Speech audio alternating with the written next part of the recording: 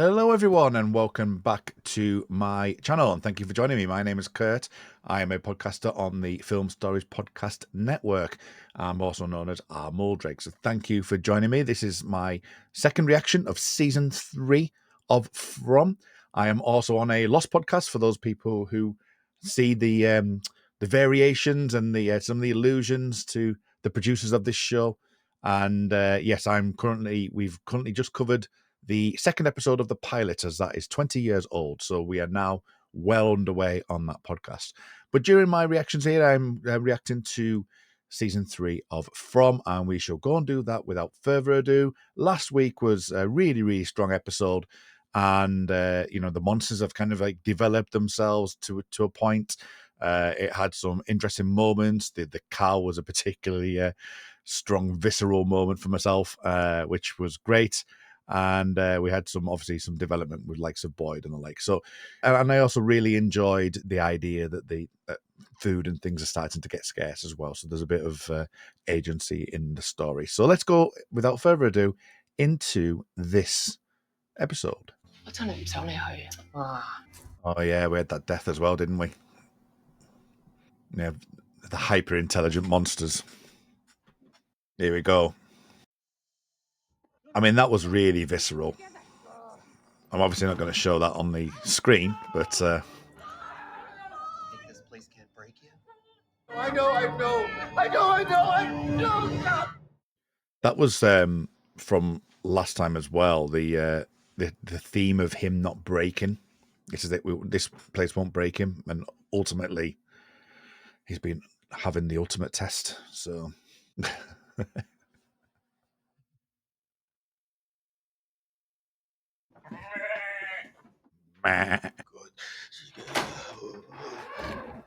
Speaking in tongues there. Oh God. Speaking in her language. Good. I like the way they didn't show a last episode, and this one they're showing the emotional damage after the end. Emotional damage after the after last week's episode. Music was really nice there as well. Interesting. Yeah, that is interesting that the scarcity of food, yet there's more by that riverbed. It's a bit suspect to me. No, here we go. They've picked the right actor for playing the father, definitely. Driving around it, We're getting a recap. but we never got back to the road. But there were people there, and some of them have been there for a while. I don't know how long, but they've been. I'm getting to it. Oh, we're getting to winter. I've just seen the length of this video as well. It's not a 45-minute TV show. I suppose by making it a little bit longer, you can have this kind of grieving process. Second episode in, allow the characters to process everything, and inevitably there'll be some sort of agency in reaction to what's happened, potentially. You were in the barn with her, with those things. Yeah. Why didn't they kill you? How are you still alive? Harold Perron is such a good actor. Okay, so they did film a different angle. That's interesting. That's quite graphic. Again, the slow reveal from last week. I don't think they should have shown it last week, which is perfect. And then showing the horror afterwards as more of a PTSD thing makes more sense. I don't know how you're doing this, but you're lying. No. I swear to you, I'm not. I strapped too. Then how did you get here? Through the lighthouse. It's in the tower, then. Oh. He reacted to that. Okay, so she's obviously persuaded him then. Risking everyone's lives for what? An extra goat, a cow? How much better off are we today than we were yesterday? Wait. Are you saying that I had a choice? Those animals are all we had. No, Boyd! Fucking hole because the crops had spoiled. And now you're standing there telling me that we would have found another way. This is where they need to be on the front foot. Fatima, hey, come on, what's going on? No way is she turning into one of them, is she? Oh dear. They're purposely seeking you out because you're one of the strong ones. All right, come on. Where's the bounce back? What's going on? Where are my kids? They're fine. They're okay. Whose blood is that? Kenny. Oh no. Wait, where's my mom? Kenny, maybe we should go inside. Kenny. Ma, I'll find it, Ma! Stop. Okay. Okay? He's not had a good time, has he? And having the Sarah thing as well. Ugh. So it's just malnourishment. Okay. Unless she is lying. I don't think she is, but you never know. Because at the end of the day, what can you do if you're stuck in a town like this? Did she suffer? Unfortunately, mate, yeah.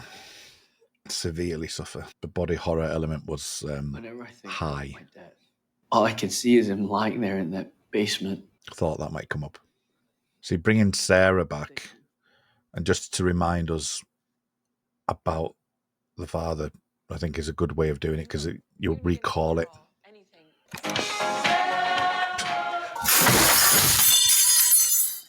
Just being toyed with. She's gone. She went through a tree and now she's gone. Don't know that. It's when things like that become a norm, isn't it? She went through a tree and she disappeared. Thomas died, you and Mom fell apart, and there was no one there for Ethan. It's a really strong theme of grief in this episode. When I came home, they were gone.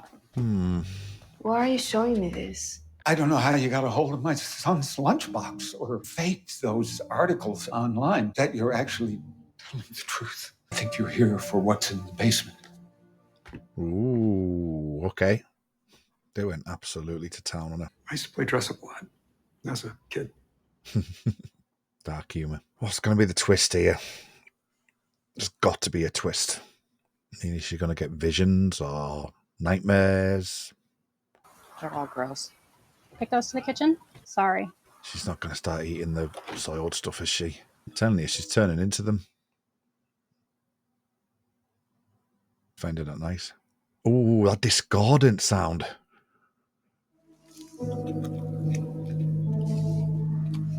He's fast becoming the heart of the show, isn't he, Ethan? Yeah, last week it was the kill the animal first before, so it doesn't have to watch his friends die. And then this. Good to have that empathy and humanity within the show, especially with what's going on here. This will be an interesting conversation. Things hurt. That's what I've been waiting for. A bit later in the episode than I thought it would be. Okay, what? Okay, let's do it. Yeah, Jade went down there. If we find them, there's a good chance we are not coming back. I think he's going to pull Can't back. stop thinking about how scared she must have been, how alone she must have felt. He was there. She wasn't alone. What?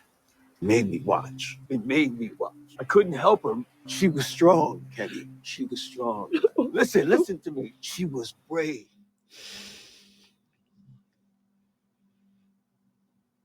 Yep. Chuguko yiga takochigela. Right, okay. He'll be alone now. That's good writing. I'd sit up and slap the lipstick out of your hand. Do you think he's going to look? Don't be like you. I don't want to end up like you. I wouldn't either. Oh. God, the kids everywhere. That's interesting. Others were chosen before her. She could see each and every one. All of them had failed. None of them had ever set the children free. If they've called to you, then I guess you've been chosen now too. So that kid pushed her out the window to get out. We can't just keep sitting around waiting to see. We need more information. Here we go. Yeah, I'm gonna need your help with something tomorrow. No, I'm going to go check on the animals to make sure they're fed. It's almost dark. There's a little bit too much mirroring going on there. I knew that phone was going to ring. Please don't be who I think it is. If it's Tabitha.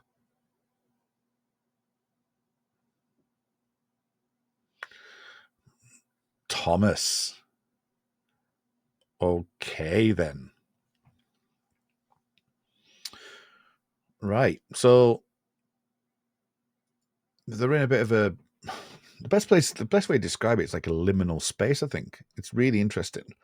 The fact that we've got Thomas, which was mentioned earlier in the episode, to come back again, that's kind of a play on the theme of grief that they've had. We've got a lot to play at here. It was quite a slow burning episode, and definitely one that builds to the next one. I would say it feels to me like this was a time to grieve, to set out where we're going to go for the season. It felt obviously a lot of body horror was involved, and seeing different perspectives of it, a bit of like what I would term as PTSD to a point with Boyd, and obviously obviously the funeral and things like that. So there's a lot of things at play that are just moving the chess pieces around a little bit. But it was thoroughly enjoyable. Nice pace to it. I spent a lot of time silent because it was just one of those ones you just needed to live in. The discordant vibes when we were at the house on the top. I can't remember her name now, the one's pregnant. Her eating that as well, and the children's obviously something that's a recurring theme. Yeah, there's a lot of strands to pull on. And another really, really good episode, a really interesting one. And it just keeps plowing on, and I like the fact that Boyd is now having a little bit more agency. I thought Kenny might be the one to do it, but obviously it wasn't the right time. Similar to the way last week happened as well, when they went searching for Tabitha and they had to come back because it just wasn't the right thing to do. So that's another kind of recurring theme over the 2 episodes. But yeah, I thought it was a really, really good episode, and I hope you've enjoyed the reaction. And come and find me next week when I'll look at episode 3. So thank you for watching, and we'll see you very soon.